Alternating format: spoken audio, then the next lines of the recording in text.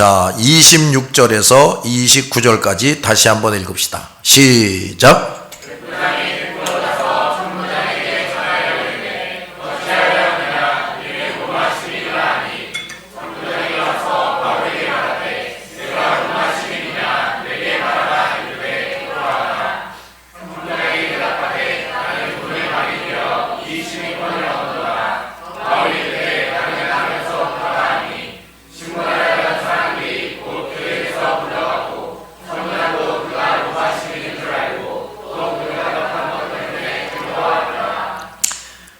바울이 로마 시민임을 알게 되자 참으로 놀라운 일이 생깁니다.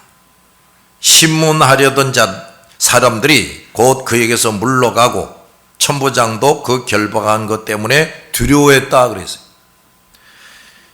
세상에 있는 많은 사람들은 하나님이 아니라 사람을 두려워해서 악행하는 것을 그칩니다. 여기서도 우리는 사람의 법이나 재판관이나 유력한 사람이 주는 유익함을 엿볼 수가 있어요. 세상의 법이 하나님의 사람들을 완전하게 보호해 주지는 못하지만은 예수께서는 시시때때로 세상의 법이나 또 고위직에 있는 불신자 우상 숭배자를 사용하셔서라도 성도들을 도우십니다. 만약 하나님께서 이런 일을 전혀 하시지 않았다면 악인들이 제재를 받고 물러가는 일이 도무지 없게 돼서 정의가 조금도 없는 무법천지가 될 겁니다. 그러므로 우리 그리스도인들은 이런 하나님의 은혜, 불신자 우상숭배자들 중에 그래도 권세를 가진 자들을 있게 하셔서 성도들을 돕게 하는 이런 은혜에 감사를 드려야 됩니다. 그리고 재판관들과 고위층의 사람들이 하나님의 선한 도구가 되도록 기도를 해야 돼. 마귀의 도구가 되지 않고 하나님의 도구가 되도록 기도를 해야 된단 말이에요. 그래서 우리가 모든 경건과 단정한 중에 고요하고 평안한 생활을 하기 위하여 치리자들을 위해 기도하라 하고 디모데전서에서도 가르친 겁니다. 자, 30절을 봅시다. 시작.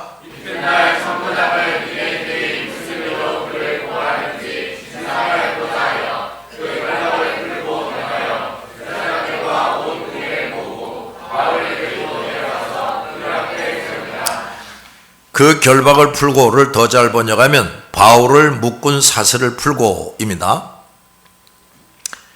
천부장이 이렇게 한 것은 우선 자신이 로마 시민을 부당하게 대했다는 책임을 지지 않기 위해서 그렇게 합니다.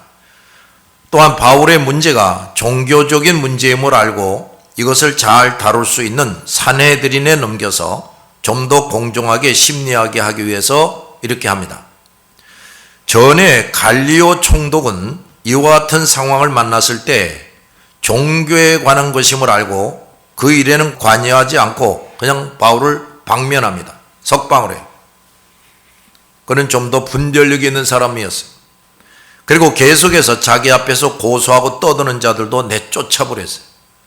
그런데 여기 천부장은 갈리오만큼 치리하지 못하고 그저 군인으로서 폭도들로부터 로마 시민인 바울을 보호하고 공회로 넘기려고 한 것입니다. 사실 천부장은 바울을 산헤드린에 넘기지 않고 자기 사무실로 데려가서 자기가 직접 물어보면 모든 것을 정확하게 알 수가 있었어요. 바울에게 복음을 비롯한 모든 것을 자세히 들었다면 그는 훌륭하게 처신했을 겁니다. 복잡하게 공회에 데려가서 또 복잡하게 한 그런 일이 없었을 거란 말이에요. 무엇보다도 예수 그리스도를 만나고 믿게 됐을 겁니다. 그런데 그 좋은 기회를 이 천부장은 놓치고 말았어요. 좋은 지위에 있는 많은 사람들이 예수께서 자기에게 주신 좋은 기회를 놓쳐버려요. 그저 자기의 지위나 유지하려고 하고 책임이나 어떤 부담도 지지 않으려고 합니다. 이들은 누구보다도 인간적인 욕심과 자만과 교만에 붙잡혀 있어서 그 앞에 온 가장 보배로운 순간을 하찮게 여기고 귀찮게 여기고 지나쳐 버립니다. 그래서 이런 사람들이 구원 얻는 것이 낙타가 바늘귀를 통하는 것보다 어려운 것이 되어버려요. 그러므로 저들처럼 가진 것도 자랑할 것도 없고 낮고 천하고 가난하고 평범한 우리 같은 사람들이 예수 그리스도를 만나고 믿게 된 것이 얼마나 큰 복인지 알아야 됩니다. 그러나 부자들과 권세 가진 자들도 그저 우리가 무조건 경멸의 대상을 하면 안 돼요. 그들 중에도 예수께서 사랑하시고 구원하실 사람들이 있단 말이에요. 그러므로 우리는 남녀노소 빈부 귀천을 가리지 말고 복음을 전해야 됩니다. 자, 이제 23장으로 갑니다. 1절. 바울이 공회를 주목하여 이르되 여러분 형제들아 오늘까지 나는 범사의 양심을 따라 하나님을 섬겨노라 하거늘. 자, 이 말씀 더 잘 번역하면 시작.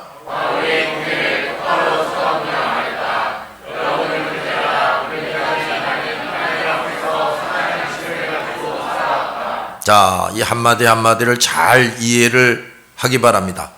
바울은 공회를 똑바로 쳐다보며 말했다 그랬어요. 두려워가지고 눈 내리깔고 벌벌 떨면서 말하지 않았단 말이에요. 만약 바울이 조금이라도 양심의 거리낌이 있었다면 자신의 생사 여부가 달려있는 그 급박한 상황에서 더욱이 유대인들의 최고 의결기구인 사내들인 앞에서 그들을 똑바로 쳐다보며 말할 수 없었을 겁니다. 바울이 그들을 똑바로 쳐다보며 말했다는 것은 뭐냐? 첫째, 자신이 부끄러울 것이 없는 일꾼이었고 그들을 또 진정으로 사랑하며 불쌍히 여겼기 때문에. 두 번째, 바울은 지극히 담대했기 때문에. 바울은 침착성을 잃지 않고 담대했고 그 영혼은 조금도 요동함이 없었어요. 전에 스데반 집사도 살기 등등한 군중 앞에서 그 얼굴이 천사의 얼굴과 같았다 그랬어요. 지극히 평안하고 담대했습니다.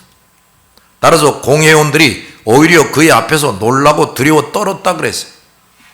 하나님께서 선지자를 통해서 그들의 얼굴을 대하도록 내 얼굴을 굳게 하였음에 그들을 두려워 말며 그 얼굴을 무서워 말라. 에스겔서에서 약속하신 것이 바울과 스데반에게도 그대로 이루어진 겁니다. 우리 모든 전도자들과 말씀을 가르치는 사람들은 이렇게 그 어떤 사람들 앞이나 긴박한 상황들 앞에서도 그들을 똑바로 쳐다보며 담대히 말할 수 있어야 합니다. 그렇게 하기 위해서는 바울처럼 양심에 조금 더 거릴 것이 없이 살아야 돼요. 오히려 저들의 양심을 일깨우고 자극할 수 있을 정도가 돼야 됩니다. 목사들과 교회 지도자들 중에는 복음과 말씀을 정확하고 정직하게 가르치지 못하고 가감하고 애매하게 가르치는 사람들이 있는데 그것은 이렇게 사람들의 눈을 똑바로 보면서 담대하게 말할 수 있을 만큼 양심의 거리낌이 없는 사람이 되지 못했기 때문이에요. 나도 못 지키는 것을 어찌 다른 사람들에게 지키라고 담대하게 말할 수 있는가? 그렇게 한다면 그것이 외식이 아닌가? 하고 양심의 가책을 느껴서 담대하게 못하는 겁니다. 우리 목사들과 교회 지도자들은 이런 사람이 되지 않도록 먼저 자신을 잘 가다듬고 성장시켜야 됩니다.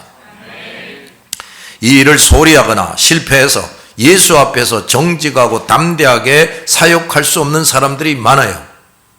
그런 사람들은 은사와 성령 충만을 위해서 기도해도 받을 수가 없어요. 너무나도 준비가 안 되어 있는 사람들이기 때문에 자격이 없다고 말해요.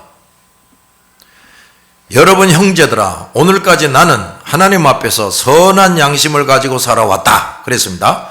자, 여기 선한 양심이라는 게 뭐냐? 첫째, 영혼이 거듭난 사람, 영혼이 거듭난 사람의 양심을 의미하는 겁니다. 그래서 하나님 앞에서 선한 양심을 가지고 살아왔다 하는 겁니다.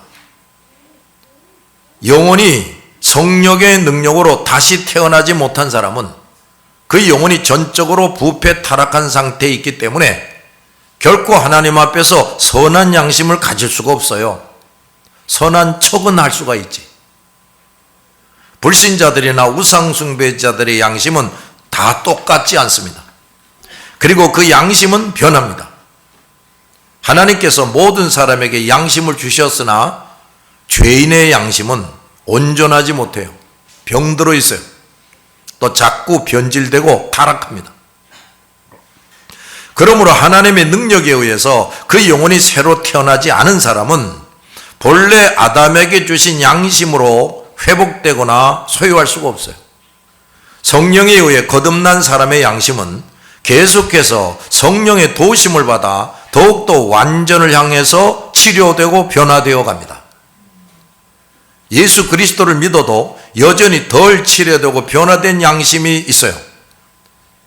성령에 의해 점점 더 새로워지고 치료되고 변화되어짐에 따라 성도의 양심도 성숙해져 갑니다. 그러기에 기본적인 믿음은 있으나 하나님 앞에서 온전한 양심에 의해서 살지 못하는 성도가 얼마든지 있습니다. 두 번째, 하나님의 말씀대로 행하려는 양심이, 거듭난 영혼의 양심은 결코 하나님과 말씀을 도외시할 수가 없어요. 그 양심이 성령에 의해서 더 성숙되어 그 영혼은 하나님과 말씀의 존귀함을 더 잘 알게 됩니다. 하나님과 말씀을 모르는 것과 멀리하는 것, 또 말씀과 상관없이 사는 것이 다 죄악이요 온갖 불행의 원인임을 깨닫게 됩니다. 그러므로 거듭난 영혼의 양심으로 점점 회복되고 있는 사람은 하나님만을 섬기는 것과 그 말씀을 지키는 것에 있어서 성장해 갑니다. 반면에 예수를 믿는다고 하면서 하나님과 말씀에 무관심하거나 읽지도 않고 듣지도 않고 배우려고 애쓰지도 않은 사람은 뭐냐? 거듭나지도 않았구나. 또 거듭났지만 그 양심이 계속 회복되도록 도우시는 성령의 인도를 무시하거나 거절하는 사람이. 그래서 그 영혼의 양심은 오히려 악화되고 하나님과 말씀을 멀리하고 지키지 않으며 살게 돼. 믿음이 있으면서 이렇게 사는 사람은 신앙생활을 잘못하고 있는 사람이고 영적으로 크게 고장난 사람이에요. 이런 사람은 서둘러서 모든 악행을 회개하고 다시 치료되고 변화되고 성장되는 사람이 되도록 전력해야 됩니다. 자, 선한 양심은 또 어떤 것이냐? 첫째, 무엇이나 사실대로 취급하는 진실성을 가지는 양심이에요. 이런 양심의 소유자는 범죄하면 그것을 모르는 척하거나 변명하거나 정당화시킬 수가 없어요. 즉시 회개합니다. 이거 왜 즉시 회개를 못하느냐? 아직도 양심이 병들어 있단 말이에요. 자, 이렇게 하는 것이 바로 양심이 선하다 하는 증거입니다. 두 번째, 따라서 그 양심의 모든 작용은 선한 것으로 나타납니다. 이런 양심을 가진 사람만이 선하시고 완전하시고 거룩하시고 의로우신 하나님을 제대로 섬길 수가 있어요. 그래서 하나님은 예수 그리스도를 믿고 하나님의 자녀가 된 모든 사람들의 영혼을 끊임없이, 여기서는 세 가지만 말해야. 자, 우리 시작. 네. 이런 일은 자신만의 힘으로는 불가능해요. 성령을 그 영혼 속에 보내주셔야 되는 겁니다. 하나님이. 성령의 도우심이 없이는 이게 안 돼요. 그러므로 진정으로 예수 그리스도를 믿어서 성령을 그 안에 모시지 않고는 아무리 심성이 착하고 인품이 좋은 사람이라 할지라도 결코 하나님의 자녀가 될 수 없단 말이에요. 여기서 또 우리는 그리스도인의 양심을 점점 더 성숙시키기 위해서 끊임없이 말씀으로 일깨워 주시는 하나님을 발견할 수가 있어요. 하나님은 말씀을 통해서 우리 양심을 꾸짖으십니다. 첫째, 왜 너는 나를 믿지 못하냐? 왜 자꾸 의심하느냐? 하고 꾸짖어요. 두 번째, 왜 너는 말씀대로 실천하지 않느냐? 하고 꾸짖어요. 이 꾸짖음에 의해서 우리 양심은 더 새로워지고 성숙해집니다. 양심이 우리로 하여금 하나님을 더 잘 알고 믿게 하고 말씀을 더 잘 실천하도록 만들어야 돼요. 이 거룩한 순환작용, 이것을 우리 어리석음과 욕심으로 방해하거나 끊어버리지 말아야 돼. 많은 성도들이 이런 어리석은 처신 때문에 자신과 삶이 점점 치료되고 변화되고 성숙되지를 못하고 있어요. 돈, 직업, 사람, 그 어떤 계획이나 꿈이 이 거룩한 순환작용을 방해하고 끊고 있는지를 찾아내서 서둘러서 그거부터 해결해야 됩니다. 그러기 위해서 자기를 부인하고 자기 십자가를 져야만 돼요. 이런 사람이 진정 그리스도인이요 예수님의 뒤를 따라가는 사람이 될 수가 있습니다. 자, 바울은 공회원들에게 이렇게 말하는 겁니다. 너희가 나를 변절자로 여기고 교회의 적이며 배신자로 여기던 때부터 오늘까지 나는 하나님 앞에서 양심의 거리낌이 없이 살아왔다. 너희가 어떻게 생각하든지 나는 하나님 앞에서 무슨 일에도 부끄러움이 없이 정직하게 살아왔다. 이런 말이에요. 바울은 하나님을 기쁘시게 하며 그 의무를 다하는 것 외에 어떤 것에도 목적을 두지 않았다는 거예요. 그런데 그것이 저들을 그토록 화나게 한 이유가 된 겁니다. 그들은 바울과 같은 사람을 대할수록 화가 치밀어 오릅니다. 그것이 바로 그들은 정반대의 상태의 사람이고 사탄에게 붙잡힌 사람인 것을 스스로 드러내는 거죠. 영혼이 거듭나서 새로운 양심을 가지지 못한 사람들은 거듭난 영혼의 깨끗한 양심과 그 삶을 보게 되면 화딱지가 납니다. 신경질이 나요. 여기서 우리가 주목해야 할 것은 바울은 유대인뿐 아니라 이방인들에게 그리스도의 나라를 세우기 위한 모든 수고를 함에 있어서 오직 하나님 앞에서 선한 양심, 하나님 앞에서의 선한 양심을 따라 했다 하는 겁니다. 정직하게 선한 양심을 따라 모든 것을 행한 바울은 첫째, 언제나 하나님을 앞세웠어요. 뭘 앞세워요? 하나님을. 그는 자기가 원하는 것이 아니라 하나님께서 원하시는 대로 살고 언제나 하나님의 시선을 의식하며 살았어요. 두 번째, 자기가 말하고 행한 것에 대해서 조금도 양심의 거리낌이 없었다. 참 대단한 거예요. 바울도 때로 실수하고 잘못하는 것이 있었지요. 왜 없었겠어요? 그는 스스로 뭐라고 그랬습니까? 나는 죄인 중에 괴수다. 두목이다. 그러나 그는 성숙한 양심과 그가 받은 모든 말씀과 은혜들을 총동원해서 자기의 죄를 즉각 알아차리고 회개하고 고치는 그런 일의 선수였다면 선수. 이것을 끊임없이 잘했기 때문에 그는 선한 양심을 따라 모든 것을 할 수가 있었고 위와 같은 사역을 지속적으로 하고 잘 보존해 나갈 수가 있었어요. 우리 모든 그리스도인들, 특히 목사와 일꾼들은 우리 앞에 어떤 변화가 닥쳐도 우리 자신과 삶과 사역이 한결같게 해야 됩니다. 그러기 위해서 우리는 하나님 앞에서 선한 양심, 하나님 앞에서 선한 양심을 잘 유지하고 성장시켜 나가야 돼요.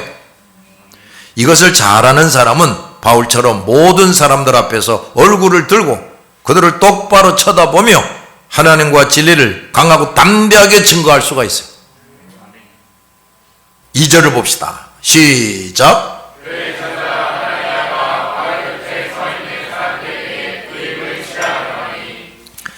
아나니아 대제사장 아나니아는 바울의 말을 중단시키려고 그 하속들에게 그 입을 치라 그랬어요.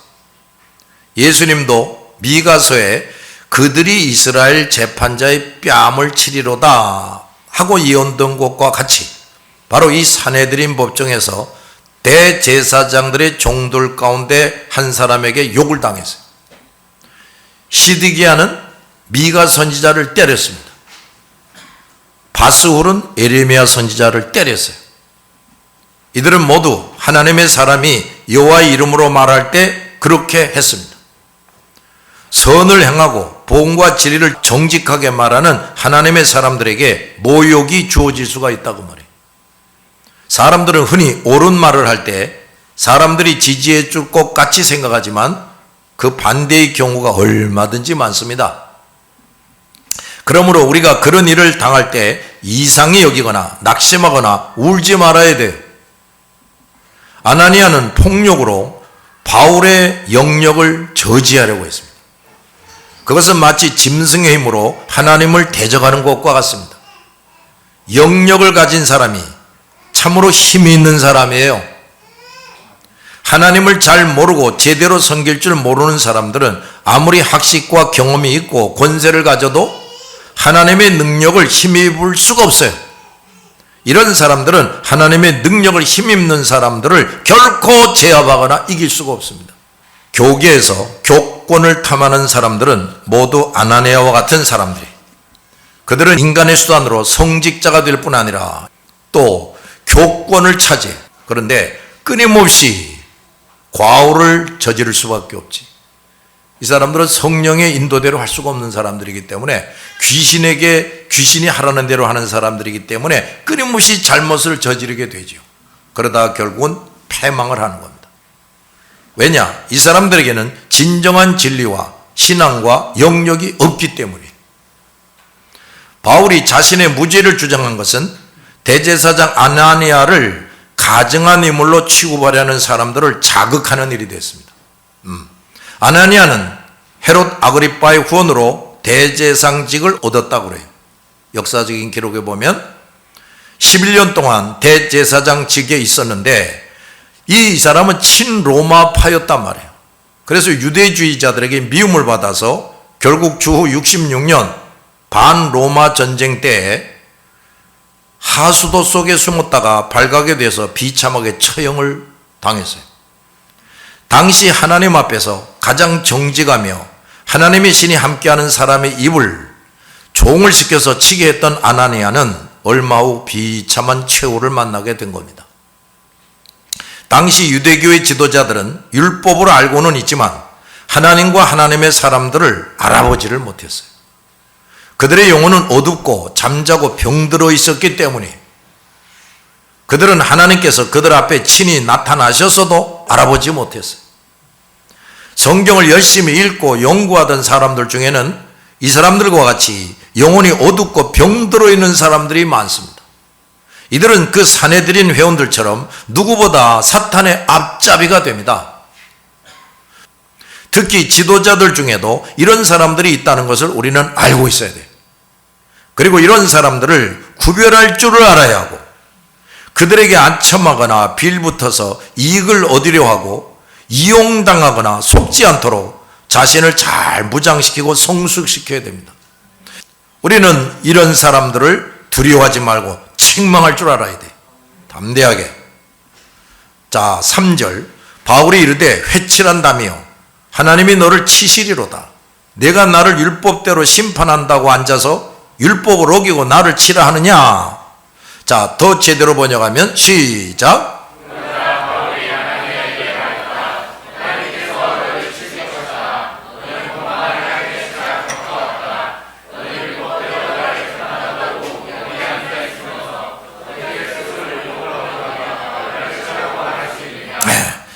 바울은 대제사장 아나니에게 내려질 하나님의 진노에 대해서 곧바로 경고를 합니다.